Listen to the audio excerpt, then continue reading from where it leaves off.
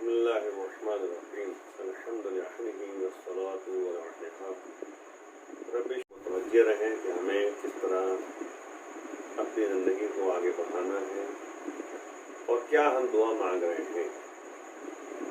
जाहिर सी बात है कि 16 दिन की दुआ जो है आपने सुनी और उसकी तरह मुतवज्जिह रहें। अब जो है 70वें दिन की दुआ है, 16वें दिन की दुआ है जो आपके सामने बयान करना है। 15 दिन की दुआ वफ़्फ़िक़नी फ़ी है ले मुवाफ़क़त में आपने देखा था कि उसमें बयान किया गया था, यानी यूँ कहा जाए कि 13वें दिन की दुआ में बयान किया गया था कि उसमें दुआ थी कि वफ़्फ़िक़नी फ़ी है लित्तक़ा वस्सुहबतिल अबरार। तो वहाँ बयान किया गया था 13वें दिन के दुआ में कि वफ़्फ़िक़नी फ़ी है लित्तक़ा वस्सुहबतिल अबरार, कि परवरदिगार इस महीने में यानी अबरार यानी नेक अफराद, जितने भी नेकूकार अफराद हैं उनके साथ रहना जो है हमें नसीब हो। तो आज यानी 16वें दिन की दुआ में जो है बयान किया जा रहा है कि ऐसी ज़िंदगी बसर हो जिसमें जो है नेक अफराद जो हैं, नेकूकार अफराद जो हैं, अच्छे लोग जो हैं, उनकी मुवाफ़क़त जो है पैदा हो सके, यानी उनके साथ हम रहें, उनकी मुताबिकत पैदा हो सके। यानी जो नेकूकार अफराद हैं उनका जो अमल है वो हम जो है अंजाम देते रहें, वो हम अमल करते रहें। तो ज़ाहिर सी बात है हमें पहले पहचानना होगा कि अच्छे लोग हैं कौन। वैसे भी अगर देखा जाए तो जब पूछा गया यानी हकीम से कि अच्छाई कैसे सीखी जाए और किससे सीखा, तो जवाब में मिला कि बेअदब लोगों से, यानी जो बुरे लोग हैं उनसे अच्छाई सीखना। अब आप गौर कीजिए कैसे जो है इंसान अदब सीख सकता है बुरे लोगों से, ये भी एक गौर तलब बात है। क्योंकि बुरे लोग जो होते हैं वो जो काम अंजाम देते हैं, जो बातें हमको बुरी लगेंगी उसको हम छोड़ दें। बस यही जो है अदब सीखने का बेहतरीन तरीक़ा है, अच्छा बनने का बेहतरीन तरीक़ा है कि बुराइयों से इंसान दूर रहे। लेकिन याद रखिएगा इंसान जो है तमाम अच्छाइयाँ तो अंजाम नहीं दे सकता, लेकिन बुराइयों से जो है रुक सकता है। तो जब बुराइयों से रुकता रहेगा तो इसी को नेकूकार कहते हैं, इन्हीं को अबरार कहा जाता है, इन्हीं को जो है अच्छे लोग कहा जाता है। तो वही दुआ की जा रही है कि परवरदिगार इस महीने में जो है मुझको नेक काम करने वाले अफराद के साथ हमें करार दे। वजन्निबनी फ़ी है मुराफ़क़तिल अशरार। अब आप गौर कीजिए कि बदकार लोग जितने भी हैं, है ना, उनकी रफ़ाक़त से हमको बचा ले। जन्निबनी यानी एक तरफ कर दे, अलग कर दे, तो यानी बुरे लोगों से दूर रख दे। बुरे लोगों से दूर का मतलब ये होता है कि अगर गौर करें आप तो गौरतलब बात यही है कि नबी की ज़िंदगी का मुताला अगर आप कीजिए तो नबी ने बुराइयों से नफ़रत की है, बुरे लोगों से नहीं। यानी मौका दिया नबी ने कि वो नेक बन जाए, अच्छा बन जाए, नेकूकार बन जाए, मौका देते थे नबी। और इसका बेहतरीन नमूना यही है कि रहमतुल आलमीन जब बनकर आए थे तो जब वो यानी फ़तेह मक्का का वाक़या पेश आया था तो उनके सामने जो है हाथों को बांध के जो है लोगों को लाया गया, उन अफराद को जो नबी के दुश्मन थे। लेकिन जब नबी ने सवाल किया कि तुम लोग मुझसे उम्मीद क्या रखते हो, तो उन लोगों ने कहा कि आप करीम इब्ने करीम हैं। तो नबी ने जो है इनके हाथ खुलवा दिए थे, इनको आज़ाद कर दिया था।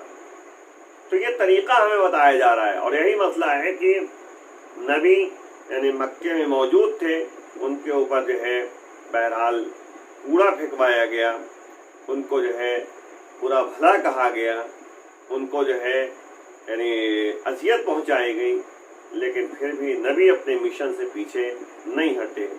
वही तरीक़ा था कि बुरे लोगों से जो है नफ़रत नहीं, बुराइयों से नफ़रत जो है पैदा करने की ज़रूरत है। यानी अपने अंदर जो है उन तमाम बुराइयों को हटा दें जो हमें یعنی عقلاً اور شرعاً جو ہے بری لگتی ہیں. یعنی یوں کہہ دیا جائے کہ پروردگار بد کردار لوگوں کی رفاقت سے ہمیں بچا لے. وَآمِنِي فِيهِ بِرَحْمَتِكَ إِلَىٰ دَارِ الْقَرَارِ. اور اس مہینے میں ہمیں اپنی رحمت سے پناہ دے، یعنی اپنی رحمت کی طرف ہم کو لے جا، عالم جاودانی کی طرف. عالم جاودانی کہتے ہیں کہ وہ جو ہمیشہ ہو. ہمیشہ کہاں ہے؟ آخرت. یعنی آخرت میں جو ہے تیری مہربانی ہم پر جو ہے ہمیشہ برقرار رہے. دیکھیں اللہ رحمان و رحیم ہے، دنیا میں جو ہے مہربان ہے اور آخرت میں بھی مہربان ہے. لیکن وہی مسئلہ ہے کہ ہم اپنی جو ہے ذمہ داریوں کو ادا کرتے رہے. اللہ کی رحمتیں ہمارے لیے جو ہے برقرار ہیں. لیکن مسئلہ کیا ہے کہ ہم جو ہے اللہ کی سے رحمت اور مہربانی کو امید لگا کے بیٹھے اور خود اپنے جو ہے قدم پیچھے ہٹا لیں. تو یہ جو ہے کہتے ہیں کہ بالکل عقلاً درست نہیں ہے اور شرعاً بھی جو ہے صحیح نہیں ہے. تو ہمیں اس کی بات کی طرف جو ہے توجہ دلائی جا رہی ہے. خدا بند متعال یعنی تجھے جو ہے یعنی تیری معبودیت اور تیری الہیت کا واسطہ کہ تو الہ ہے، تو معبود ہے. یا الہ العالمین، اے عالمین کا خدا اور پروردگار. یاد رکھیے گا کہ اس میں یہ بتایا جا رہا ہے کہ تیری الہیت کا واسطہ، یعنی ہمیں جو ہے اس بات کی توجہ دینا ہے کہ جب ہم جو ہے صبح و شام جو ہے دن بھر میں کئی مرتبہ کہتے ہیں لا الہ الا اللہ، تو جب ہم کہتے ہیں لا الہ الا اللہ تو ہمیں اس لا الہ الا اللہ کے جملے کا جو ہے کم سے کم احترام کرنا چاہیے. ہمیں حقیقت میں صدق دل کے ساتھ جو ہے اس کلمے کی طرف توجہ دینی چاہیے. کیا ترجمہ ہے؟ عام طور پہ ہم سمجھتے بھی ہیں آخر ہے کیا؟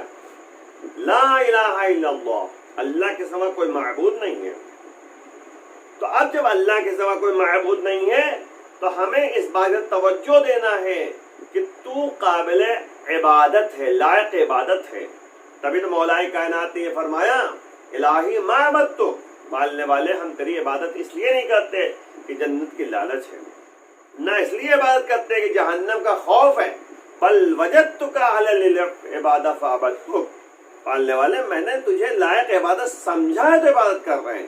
یعنی لا الہ الا اللہ کا مطلب کیا ہوا کہ جو لائق عبادت ہے وہ صرف پروردگار ہے، اللہ ہے جو لا شریک لہ ہے، اس کے لیے کوئی شریک نہیں ہے. تو اب اگر قرآن میں اگر آپ دیکھیں تو یہی کہا جا رہا ہے یعنی الہکم الہ واحد، تمہارا معبود ایک ہے. اور قرآن میں متوجہ کیا جا رہا ہے کچھ ایسے افراد ہیں جو اپنی خواہشات کو معبود مان لیتے ہیں.